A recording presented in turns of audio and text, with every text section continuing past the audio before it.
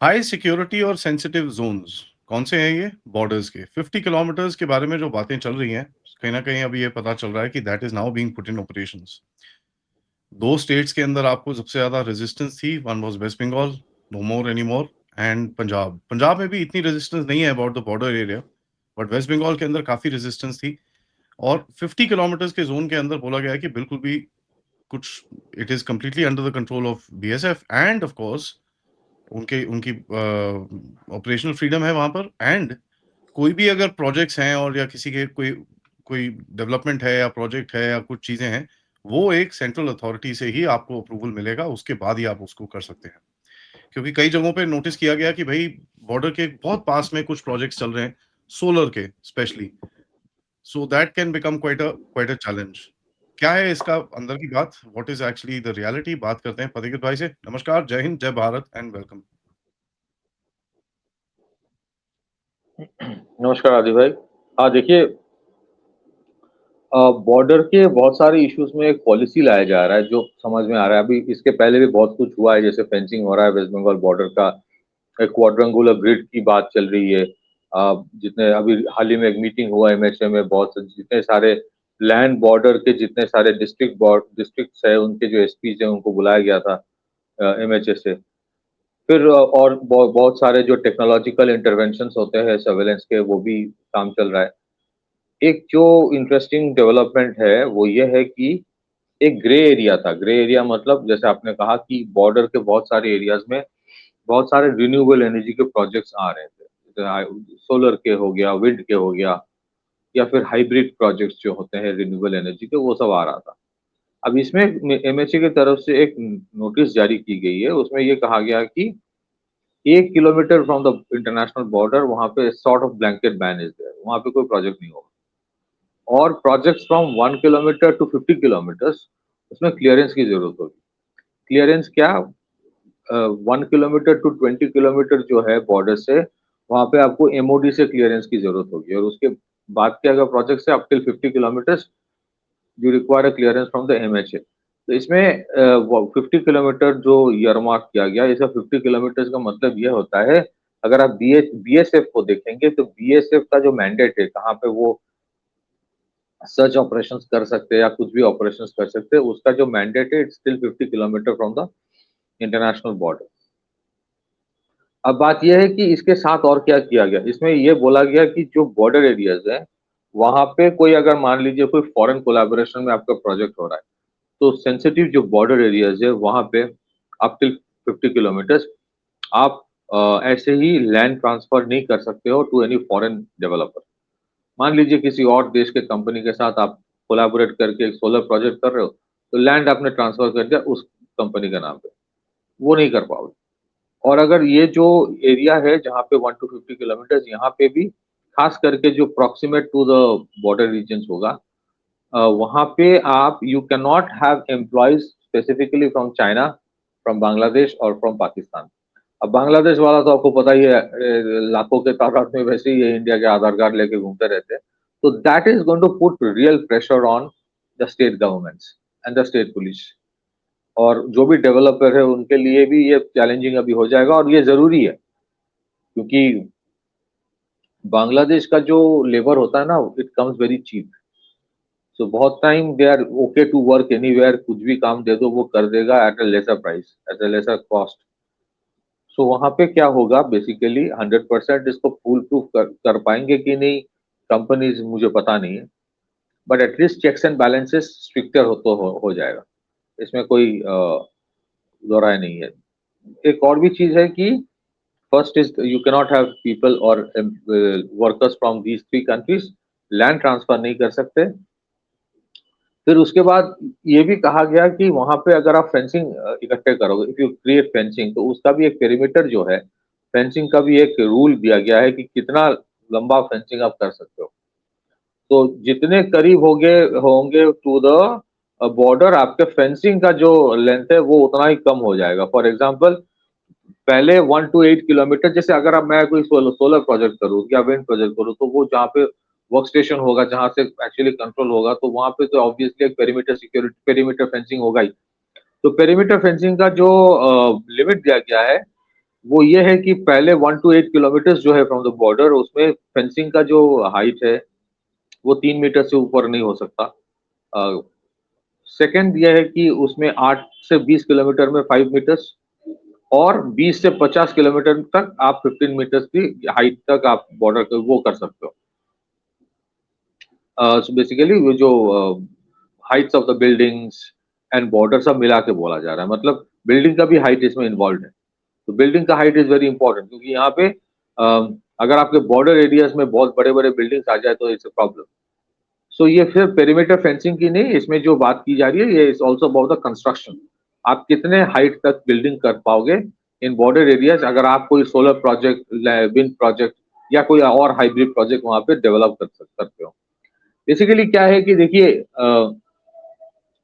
जब आपके कोई इलेक्ट्रिसिटी प्रोजेक्ट होता है ना, power project, it is connected to the grid. अब वो जो है it is a very critical infrastructure. अगर कोई आपके बॉर्डर में कोई अगर जंग हो जाती है कहीं किसी देश के साथ, तो पहले अगर वो 1-1.5 किलोमीटर 2 किलोमीटर में अगर इतने बड़े बड़े आपके प्रोजेक्ट्स है तो दे बिकम इजी टारगेट। सो इसी वजह से उसमें कुछ रिस्ट्रिक्शंस लाए जा रहे हैं। फिर उसमें अगर आपके फॉरेन एम्प्लॉयज काम करने लगे तो आपको पता ही नहीं चलेगा वहां पे कौन सर्वेलेंस के लिए भेजा गया है। यही तो प्रॉब्लम है। जैसे वो तीस्ता प्रोजेक्ट जो है ना, जो बांग्लादेश का है, तीस्ता प्रोजेक्ट में सबसे बड़ा चैलेंज क्या है? तीसरा प्रोजेक्ट जो वो लोग बांग्लादेश कर रहा है वहां पे तो बहुत बड़े तादाद जो चाइनीज कंपनी को दिया गया है, the Chinese will come in large numbers. वो very close to the Indian border inside Bangladesh वो काम करेंगे। अब वो काम करने आएंगे या सर्वेलेंस करके आएंगे, that is a big challenge.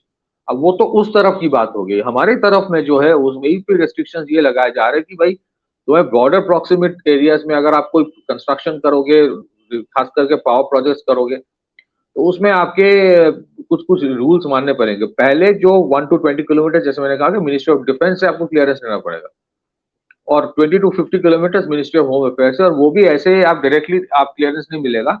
You have to first apply to the ministry of renewable and new energy, फिर उसके बाद that will go to. So basically जो किया जा रहा है कि ताकि वहां पे कोई प्रोजेक्ट ज्यादा आए नहीं, और अगर प्रोजेक्ट्स आए भी तो वो बड़े मतलब क्रेडिबल इंडियन बिग कंपनीज अगर करे तो भी ठीक है।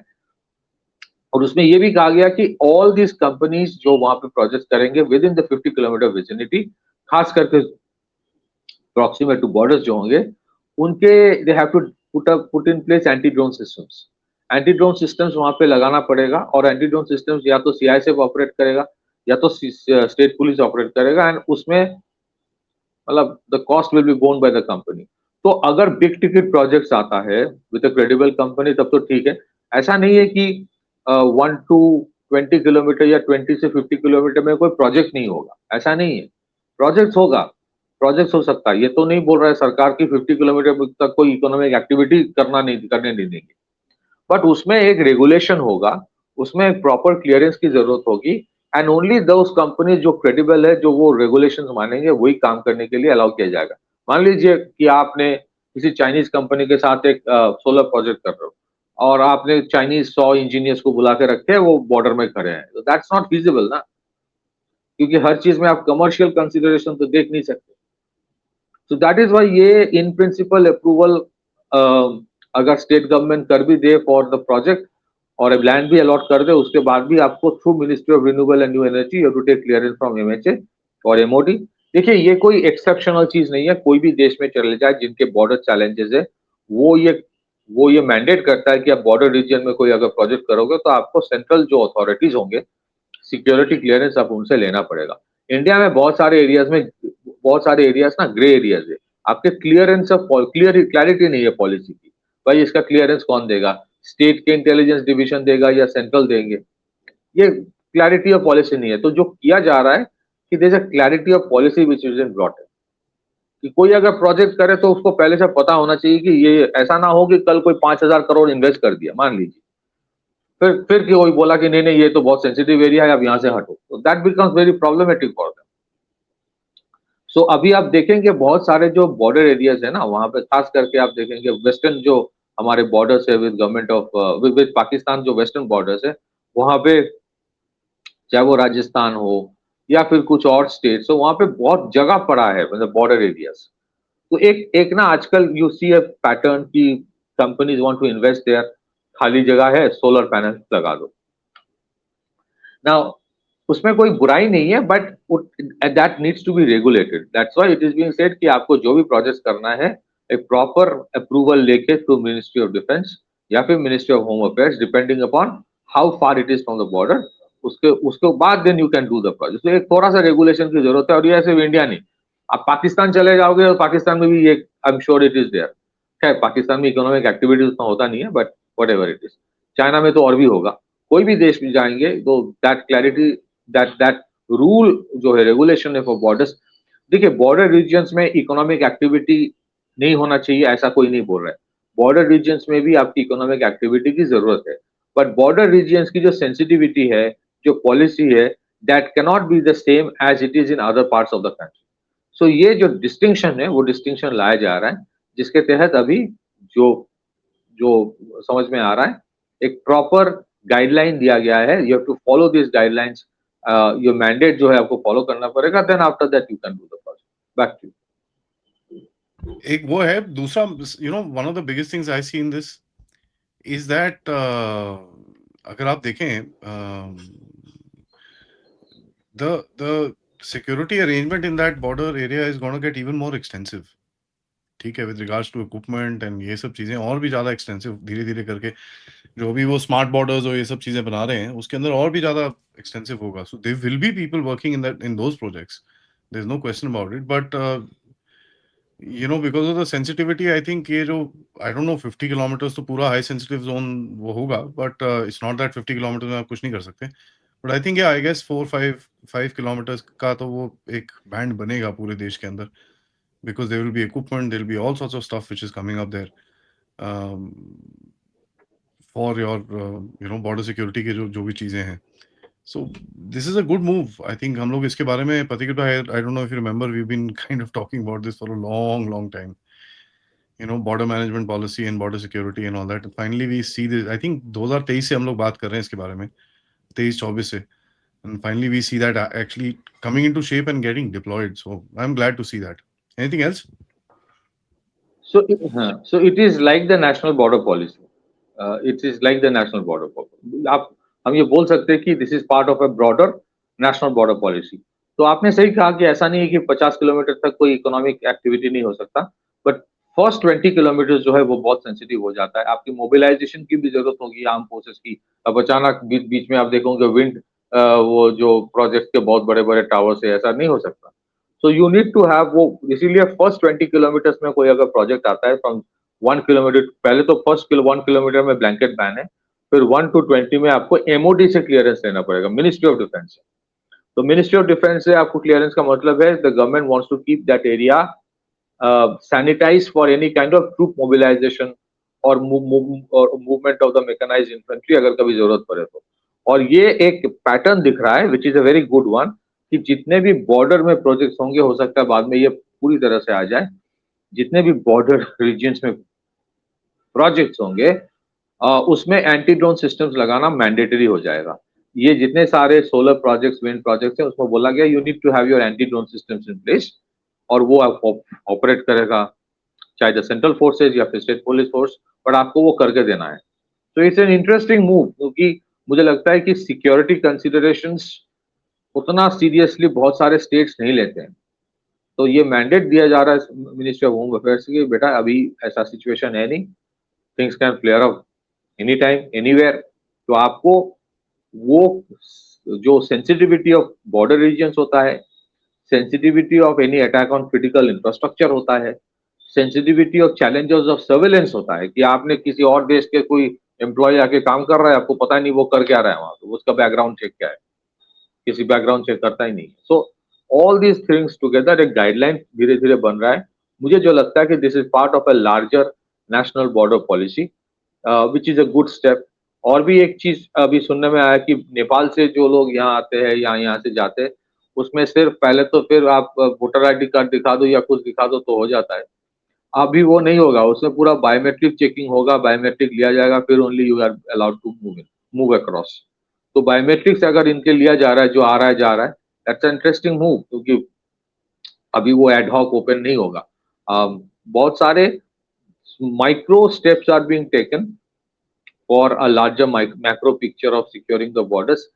It's a work in progress. कोई ये नहीं बोल रहा है कि भाई सब काम हो गया है, बट ठीक है, लॉट ऑफ थिंग्स जो बारीकी से पहले देखा नहीं जाता था, they were being left to the states to deal with, और स्टेट्स उतने इंपॉर्टेंस नहीं देते थे, अभी वो किया जा रहा है। आज आप देखेंगे, West Bengal is a classic example. The state government was absolutely lax, reluctant to fence the border. तो वो इलेक्शन में फोकस जितना सेंट्रल एजेंसी गवर्नमेंट ने दिया, ये election is a crucial election, बोला कि it's a civilisational battle, infiltration क्योंकि इन्फिल्ट्रेशन जो होता है था बांग्लादेश से बंगाल में, वो सिर्फ बंगाल में सीमित थोड़ी रहता था, वो तो पूरे इंडिया में स्प्रेड करता था। It was a transit corridor. तो जिस तरह से अभी सेंटर से फोकस किया जा रहा है, I think couple of days back Suvendu Adhikari ने एक अनाउंसमेंट किया कि 200 किलोमीटर का बॉर्डर का जमीन दिया गया है to BSF, 200 kilometre. It's not a matter of joke. तो ये सारी चीज हो रहा है not because of the states cooperate कर रहा है, no doubt, but there is a massive push from the central government कि ये सब चीज करना पड़ेगा, because there are challenges. Back to you. हाँ, वो तो है, there are challenges, there is no question about it. On that note, पथिक भाई, thank you so much for that. सबसे रिक्वेस्ट है, वीडियो को लाइक करिए, सब्सक्राइब करिए and share this with your friends and families, end of course support the channel. Check out our description and please do check out our website. Namaskar, Jai Hind, Jai Bharat.